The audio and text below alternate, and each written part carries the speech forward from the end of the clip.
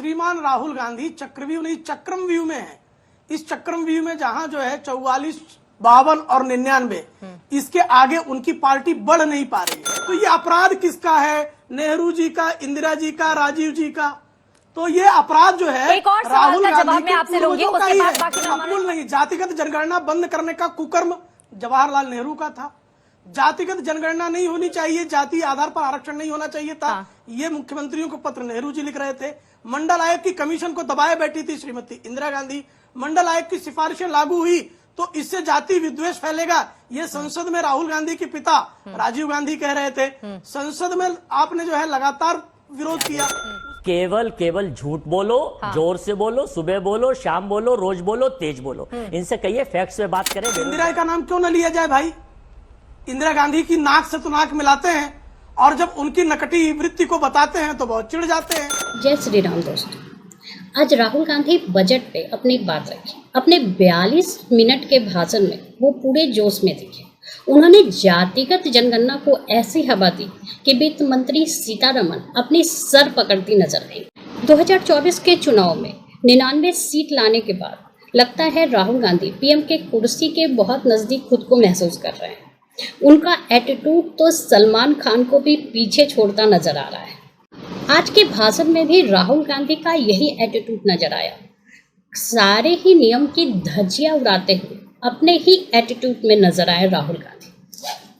पर प्रेम शुक्ला ने इस डिबेट में कांग्रेस की हवा ही निकाल दी और कांग्रेस की सारी गलतियां ही गिना डाली। आइए देखते हैं जोरदार डिबेट। सबसे पहले आज जो उन्होंने जवाब दिया है सदन के भीतर, उस पर आपकी टिप्पणी। चित्रा जी, नर्वस 99 के शिकार श्रीमान राहुल गांधी की खिसियाहट, बौखलाहट और नियमों की अनदेखी का बचकानापन उनके सारे भाषण में स्पष्टता से परिलक्षित हुआ है। श्रीमान राहुल गांधी चक्रव्यूह नहीं चक्रमव्यूह में है। इस चक्रमव्यूह में जहां जो है 44, 52 और 99, इसके आगे उनकी पार्टी बढ़ नहीं पा रही है। इसलिए अब एमएसपी की उन्होंने बात की। आदरणीय शिवराज सिंह चौहान जी, केंद्र के कृषि मंत्री जी ने बाकायदा संसद में 2007 में किस तरह से यूपीए 1 के कृषि मंत्री केवी थॉमस ने किस तरह से कहा था कि हम जो हैं जो समिति ने रिपोर्ट दी थी, सुरोनियम समिति ने, उस समिति की रिपोर्ट को हम लागू करने की स्थिति में नहीं है। हम एमएसपी की गारंटी नहीं दे सकते हैं। हम कॉस्ट प्लस 50% जो है वो स्वामीनाथन आयोग की रिपोर्ट के अनुकूल जो है हम उनकी सिफारिशों को नहीं मान सकते। ये संसद में राहुल गांधी की माताजी जिस सरकार का नेतृत्व कर रही थी, उस सरकार ने संसद में कहा।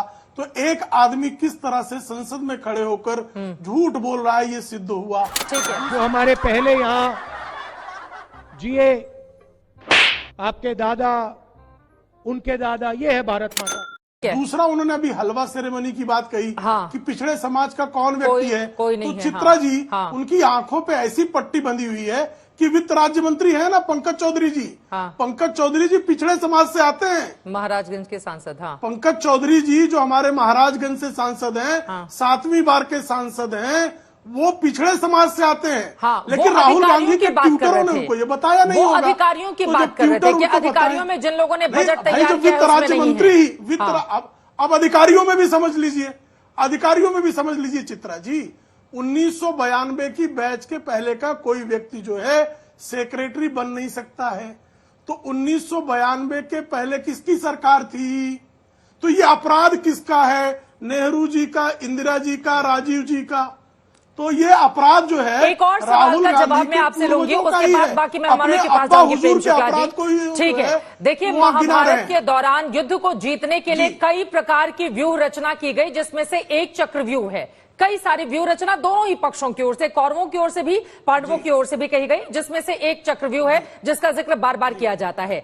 लेकिन यहां पर एक अलग तरह की व्यूह रचना जातिगत जनगणना के मुद्दे पर आप लोगों को लेकर कर दी है प्रेम शुक्ला जी, और सबसे ज्यादा फोकस मौजूदा वक्त में कांग्रेस पार्टी, राहुल गांधी इसी जातिगत जनगणना पर दे रहे हैं। तो क्या ये गले की फांस बन सकता है बीजेपी के लिए? प्रेम शुक्ला जी। जी बिल्कुल नहीं। जातिगत जनगणना बंद करने का कुकर्म जवाहरलाल नेहरू का था। जातिगत जनगणना नहीं होनी चाहिए, जाति आधार पर आरक्षण नहीं होना चाहिए था। ये मुख्यमंत्रियों को पत्र नेहरू जी लिख रहे थे। मंडल आयोग की कमीशन को दबाए बैठी थी श्रीमती इंदिरा गांधी। मंडल आयोग की सिफारिशें लागू हुई तो इससे जाति विद्वेष फैलेगा, ये संसद में राहुल गांधी के पिता राजीव गांधी कह रहे थे। संसद में आपने जो है लगातार विरोध किया।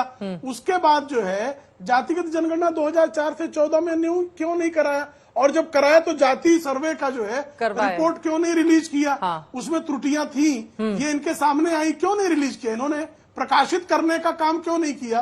किसने इनसे? और अभी जो है मैं जवाब ले लेती हूं। सर्वे कर्नाटक में किया, आज तक दबाए बैठे हैं। जिस दिन जाति जनगणना हो जाएगी उस दिन दूध का दूध पानी का पानी हो जाएगा। केवल झूठ बोलो, जोर से बोलो, सुबह बोलो, शाम बोलो, रोज बोलो, तेज बोलो। इनसे कहिए फैक्ट्स पे बात करें। बेरोजगारों के लिए क्या देंगे, छात्रों के लिए क्या देंगे? आर्थिक जनगणना में बजट में कोई प्रावधान ही नहीं करा, न जातिगत का, न आर्थिक का, न जनगणना का।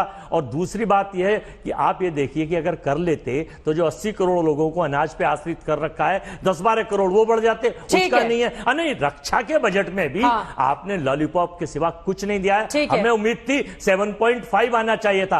और सुन लीजिए, एक और फाइनल कर रहा हूं, कहा था 2024 तक 5 ट्रिलियन कर देंगे। सबके दावे थे, सबकी न्यूज थी, सबके टीवी पर, आपके चैनल पर भी थे। बड़े बड़े दावे करते प्रेम शुक्ला जी। मेरा आपसे ये सवाल है अजय वर्मा जी, आप लोगों ने 2011 में जाति गणना हुई थी या नहीं हुई थी? यूपीए के शासनकाल में हुई थी। उस समय का डेटा तो 3 साल आपके पास थे ना, उस समय का डेटा आप लोगों ने रिलीज नहीं किया।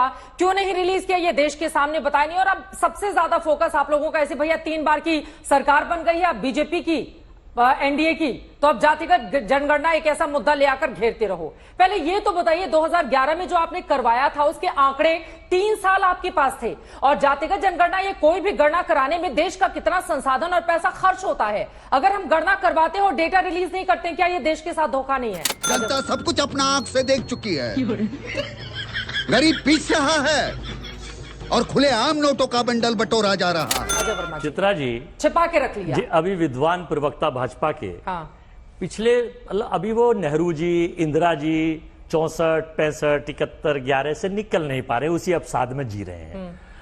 नरेंद्र मोदी जी ने ये कहा था, रशिया में देश के प्रधानमंत्री हैं, ज्ञानी प्रधानमंत्री हैं, मित्रों 2014 से पहले भारत निराशा और अवसाद और पता नहीं किस किस में जी रहा था। 2014 से पहले कई बार रशिया में, यानी देश की धरती से बाहर जाके भारत को निराशा और अवसाद में जी रहा था, कई बार कहा। तो जब 2014 के बाद ही देश आजाद हुआ है, वो भी मोदी जी ने आजाद कराया, और एक वास्को डिगामा साहब गुजरात से आए थे जिन्होंने भारत की खोज करी, भारत की उत्पत्ति करी। तो फिर इसके बाद जब राहुल जी हमारे नेता सदन में चर्चा कर रहे हैं, पूछ रहे हैं, जातीय जनगणना तो छोड़ दीजिए, 2021 की जनगणना ही नहीं कर रहे हैं आप, 24 आ गया, बजट में कोई प्रावधान नहीं कर रहा है। गणना कराकर रिपोर्ट छिपा लेने से अच्छा है मत करवाइए। आप देश का संसाधन किस तरह से लगाएंगे, ये सवाल पूछा जाएगा ना अजय वर्मा जी। आप लोगों से मुझे ये बताइए, 2011 के जो जातिगत आंकड़े थे, जो गणना करवाई गई थी, उसके आंकड़े आज तक कांग्रेस पार्टी ने जो 3 सालों तक 14 तक सरकार में थी, क्यों रिलीज नहीं किया गया? बताइए पहले। आप कह रही हैं, यही कह रहा हूं, आप कह रही हैं, ये कह रहे हैं कि आप गलत थे, लोगों ने हमको गलत मान लिया और हमें उसकी नहीं, मैं बता तो रहा हूं, आंकड़े क्यों नहीं वही मैं बता रखे रहा हूं, हमें उसकी सजा दे दी। फिर मान्यवर आ गए, तीसरी बार भी आ गए। लोगों को नरेंद्र मोदी साथ नचा रहा है, अदानी की मीडिया पीछे से वाह वाह वाह वाह वाह वाह वाह वाह वाह वाह। देखिए, नेहरू का नाम लेते ही कैसे इनको जो है नकनकाने लगते हैं, आप देख रही हैं। इंदिरा का नाम क्यों न लिया जाए भाई? इंदिरा गांधी की नाक से तो नाक मिलाते हैं, और जब उनकी नकटी वृत्ति को बताते हैं तो बहुत चिढ़ जाते हैं। इतना चिढ़ने की क्या जरूरत है? राजीव गांधी के कारण ही श्रीमती सोनिया गांधी जो है वो कांग्रेस का, अरे भाई क्या मैं उनका ना सम्मान से ही नाम दे रहा हूं? क्या अवमानना की भाषा की? कौन सी अवमानना वाली भाषा की, जरा बताइए, कौन सी अवमानना की भाषा बोली मैंने? कौन सी बोली, जरा अभी मुझे रेखांकित कर दीजिए। नकनकाना क्या है, इसमें अवमानने वाली भाषा है ये? ठीक है, बोलिए। क्या इसका मतलब क्या समझा? बाकी लोग भी इंतजार कर रहे हैं। ठीक है क्या? शुक्ला जी नहीं, अनायास हस्तक्षेप कर रहे हैं वो। देखिए किस तरह से जो है झूठ बोलना और बारंबार झूठ बोलना, यही कांग्रेस का चरित्र हो गया है। अभी इन्होंने जो है एजुकेशन बजट की बात की, 2013-14 में इन्होंने एजुकेशन बजट था इनका 74,000 करोड़। इस बार का एजुकेशन बजट है 1.48 लाख करोड़ प्लस 2 लाख करोड़ जो है जो इंटर्नशिप के लिए एम्प्लॉयमेंट जनरेशन की दी जा रहा है वो अलग। इनके बजट से 2 गुना बजट है, लेकिन ये बजट कम है। अब इनकी स्थिति है, बिना अध्ययन करके आने का यही परिणाम होता। ना तो राहुल गांधी जी अध्ययन करने को तैयार है, न कांग्रेस पार्टी अध्ययन करने को तैयार है, न कांग्रेस के समर्थक अध्ययन करने को तैयार है। साहब मुझे कृपा करके बताइए ना, कितने ट्रिलियन की इकोनॉमी आप छोड़कर गए थे? और जो आप औसात की बात कर रहे हैं, फ्रेजाइल 5 टर्म जो है ये किसने दिया था? ये क्रेडिट एजेंसीज ने दिया था वर्ल्ड वाइड। चित्रा जी मैं गलत कह रहा हूं तो टोकिएगा मुझे। फ्रेजाइल 5 भारत की अर्थव्यवस्था को ये टर्मिनोलॉजी किसने क्वाइन की थी? भारतीय जनता पार्टी ने क्वाइन की थी। ये वैश्विक जो क्रेडिट एजेंसीज हैं, जो रेटिंग एजेंसीज हैं, उन्होंने कहा था। ये सत्य है कि नहीं है?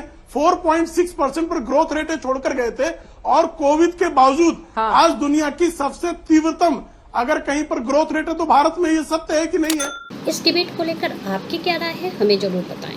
हमारे साथ जुड़े रहने के लिए चैनल को लाइक एंड सब्सक्राइब करना ना भूलें। Thank you so much.